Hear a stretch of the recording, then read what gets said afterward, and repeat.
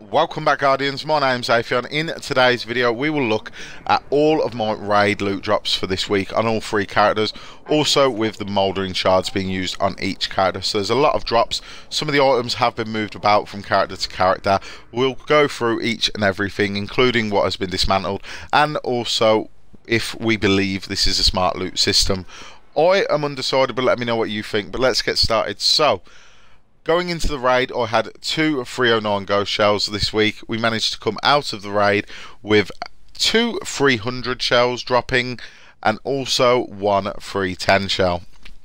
Now, it's very good to get the ghost shells. The 310 one, very happy with, but not a lot I could do with the two 300 shells.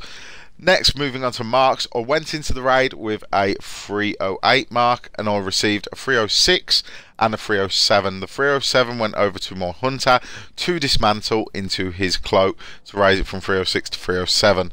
Now, I did at this point get something I needed on the Titan. We got the rocket launcher. It's only 300 attack, but it's a weapon we don't have. We can infuse it in the future, and it's nice to get things you don't have. But here is where things got a bit stressful for me. On all three runs I managed to get the shotgun 4 times, despite already having the shotgun at 310.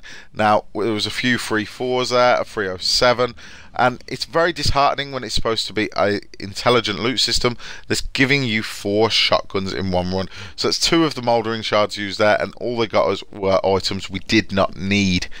Now, moving on to the next character to look at what we got there. Now, a lot of this stuff on the Warlock has actually been dismantled or moved. I will get to that in a moment. There's the 309 ghost shell we already had. The 300 shell's been moved somewhere.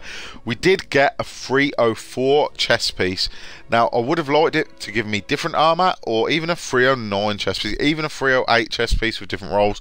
But unfortunately, it gave us a 304, which we then took to a different character and infused onto there. Special weapons did not pick up any, and on the primary we did pick up one primary, but that has been infused somewhere else, and we'll get to that in a moment. But the hunter is where the raid turned around for me and where we started getting some good drops. That's where we got the 310 shell. We did also get a cloak. The cloak can't be used. All my other characters' class items are higher than 302, so that was a bit disappointing. Moving on to the actual drops, we got the fusion rifle drop at the glyph door, or the annihilation totems, whatever you'd like to call it. I've not had this weapon before, so I was happy with that. That was the second drop on this single raid that we needed. Now, this is going back here. We did have a Doom of Chalchis at 303 drop for the Warlock, which I used to infuse the supercell, as my current 302 one had a better roll on it. And then finally, for the Moldering Shards, we got the Defiance of Yasmin pulled back, which I really wanted, really needed. It had the Perfectionist perk on it, so I'm very happy with that. And that is where this raid has become conflicting for me, because the Hunter did so well, got 3 items that I really, really wanted, really needed. But at the same time, getting 4 shotguns doesn't seem like a smart loot system.